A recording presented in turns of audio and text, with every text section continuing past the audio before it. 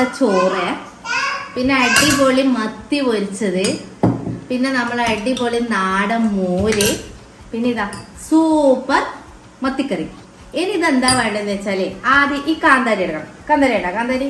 അപ്പൊ ഈ കാന്താരി ഈ മത്തിക്കറിയിലോട്ട് ഇങ്ങനെ അങ്ങ് ഉടച്ചു കൊടുക്കണം. ഡയറക്റ്റ് കറിയിലേക്കാണ് ഉടച്ചു കൊടുക്കേണ്ടത്, പക്ഷെ അത് നമുക്ക് പേടിയാണ്. അതുകൊണ്ട് ഞാൻ എന്ത് ചെയ്യും, കയ്യിൽ കോരിയിട്ട് ഇങ്ങനെ അടിച്ചു കൊടുക്കും. ഇനി ഈ മത്തിക്കറി ഇങ്ങനെ കോരി എടുക്കാം, എന്നിട്ട് ഇതിലേക്ക് അങ്ങ് ഒഴിച്ചു കൊടുക്കാം. വീണ്ടും എടുക്കാം, ഇതിലേക്ക് അങ്ങനെ ഒഴിച്ചു കൊടുക്കാം. അത് നമ്മൾ ഈ മോരില്ലേ, ഈ മോര് ഇതിലേക്ക് ഇങ്ങനെ ഒഴിച്ചു കൊടുക്കാം.